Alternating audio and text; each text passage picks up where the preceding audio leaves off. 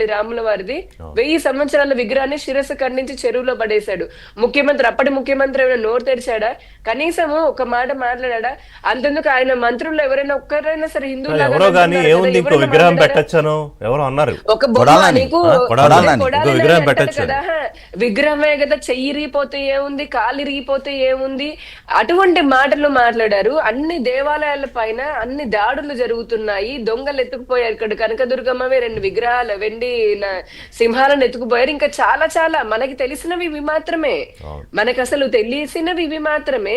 ఏ రోజైనా ఏ ఒక్కసారైనా సరే హిందువుల మనోభావాలు ఇంకా మళ్ళీ పైగా వినాయక చవితి పండగలకి ఆంక్షలు, హిందూ పండగలకు ఆంక్షలు, మీరు ఓన్లీ అసలు అంటే మేళాలు పెట్టుకోకూడదు, ర్యాలీలు తీయకూడదు, లేదంటే ఉత్సవాలు జరుపుకోకూడదు, ఇలా కావాలని ఒక స్ట్రాటజిక్ గా హిందూ ధర్మాన్ని పైన కుట్రతోటి ఆ 5 సంవత్సరాలు వాళ్ళు పనిచేశారు. రెండోది, దేవాలయాల భూములని, దేవాలయాల ఆస్తులని, దేవాలయంలోకి వచ్చేటటువంటి హుండీలో వేసేటటువంటి ఆ డబ్బు ఏదైతే ముడుపుల్లాగా మనం వేస్తున్నామో వాటిని, ఆభరణాలని, నేను ఇప్పుడు చెప్తున్న ఆభరణాలని, ఇటువంటివన్నీ కూడా కాజేయాలన్న దృష్టితో వచ్చినటువంటి వాళ్ళే చాలా మంది. వారికి ఎటువంటి విశ్వాసము లేదండి. విశ్వాసం ఉంటే నల్లరాయ కదా అని చెప్పని ఎందుకంటాడంటే భూమన. ఆ తర్వాత అసలు ఒక బొట్టు పెట్టుకోవడానికి ఎందుకంటే చచ్చే వాళ్ళు మళ్ళీ అటువంటి వాళ్ళు స్వామివారి ఆలయాల్లో ఎందుకు? నువ్వు స్వామివారి బొట్టే పెట్టుకోవడానికి, నువ్వు బొట్టు పెట్టుకోవడానికి కూడా ఇష్టపడని వాడివి, నువ్వెందుకు అసలు అటువంటి ఆలయానికి, అంత పవిత్రమైనటువంటి ఆలయానికి ధర్మకర్తల మండలి చైర్మన్ లాగా ఉండడము? కనీసం నీకు గడపలో కూడా వెళ్ళేటటువంటి అర్హత ఉంటుందండి? వేరే మతాలకి వాళ్ళ మత విశ్వాసాలను పాటించని వారిని వాళ్ళ గడపలో కనుక రానిస్తారా? నరికి పోగులు పడతారు. మీరు అన్నట్టు ఇప్పుడు భూమన అధికారం పోయి మొన్న కూడా గోవుల అంశంలో యంత్రార్థాంతం చేయాలని ట్రై చేశారు, తర్వాత విగ్రహం విషయంలో యంత్రార్థాంతం ట్రై చేశారు.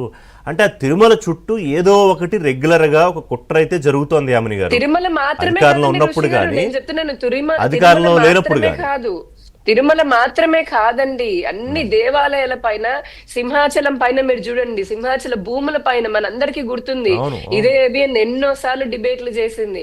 సింహాచల భూముల్ని చూడండి, అలాగే ఇంకా ద్వారకా తిరుమలది చూడండి. ఒక్కొక్కటి మనం ఒక్కొక్కటి గుర్తు తెచ్చుకుంటే గనక ఎన్నో ఆలయాల పైన వీళ్ళు కుట్రల పని ఎంతెంతో చేశారు. నాకు తెలియకడితే లడ్డు విషయానికి వస్తే, ఇప్పుడు మనమే ఇల్లు కట్టించుకున్నాం అనుకోండి, ఇల్లు కట్టడానికి మేస్త్రి, అనుభవం ఉన్న మేస్త్రిని చూస్తామా, లేదంటే ఒక పెయింటర్ తో నువ్వు సిమెంట్ తో కట్టేసే ఇల్లు చెప్పని చెప్తామా?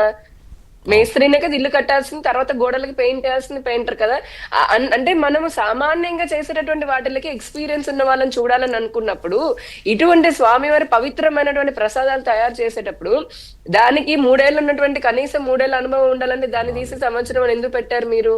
ఆ ప్రశ్నకి ఎందుకు సమాధానం చెప్పట్లేదు అసలు? వాళ్ళు అంత అధికారులే చూసుకున్నారనంటే, అధికారులేమో పాలక మండలి అంటారు, పాలక మండలేమో అధికారులు అంటారు, వీళ్ళిద్దరూ కలిపి.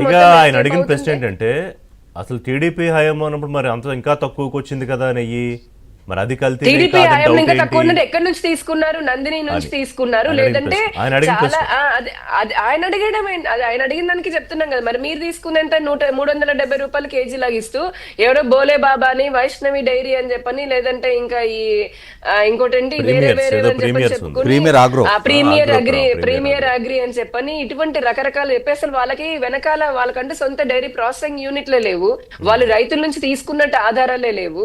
దీనికి అసలు దీన్ని జస్ట్ నేను ఒకటి చెప్తున్నానండి, ఇట్లాంటి వాళ్ళకి కోర్టులు నిజంగా వీళ్ళకి శిక్ష వేసేస్తే వాళ్ళు మళ్ళీ వాళ్ళ అధికారమో లేకపోతే శిక్ష అనుభవించో 1-2 ఏళ్ళు బయటకు రావడం కాదు.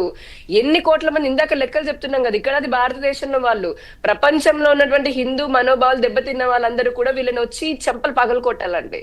ముందు నేనే ఉంటాను, నేను మొహమాటం లేకుండా చెప్తున్నా, ముందు నేను నాతోనే మొదలు పెడతాను. మా హిందువులకు వదిలేస్తా వీళ్ళని, చట్టము వాళ్ళు అరెస్ట్ చేసిన వీళ్ళు బయటకు వస్తారేమో, ఎందుకంటే అంటే వేరేనే కాదు, ఈ రోజు కదా కొన్ని రోజులైనా అనుభవించి వస్తారేమో, కానీ దాంతో వీళ్ళు చేసిన పాపం పోదు కదా. వీళ్ళు చేసింది సాధారణమైనటువంటి పాపం కాదు కదా, ధర్మానికి సంబంధించింది, దేవుడికి సంబంధించింది కదా, మరి దానికి శిక్షలు వేరే ఉండాలి కదా. దేవుడు వేస్తాడు ఎలాగూ, మరి మేమంతా మరి మా మనోభావ వేదనకి మేము ఎలా మేము ఎలా వేయాలండి? నేను ఇప్పుడు మీకు మీ ద్వారా నేను ఆన్ స్క్రీన్ చెప్తున్నా చెప్తున్నాను ఇప్పుడు లైవ్ లో చెప్తున్నాను. నాతోటే మొదలు పెడతాము మిమ్మల్ని ఒక్కొక్కరిని.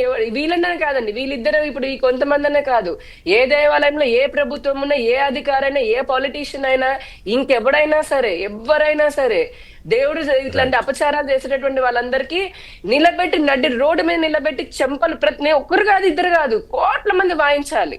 కోట్ల మంది వాయిస్తే కానీ సిగ్గురాదండి, బుద్ధి రాదు వీళ్ళకి. బ్రేక్ తీసుకుందాం. బ్రేక్ తర్వాత ఇప్పుడు ఈ విచారణ తేలిన తర్వాత మీరన్నట్టు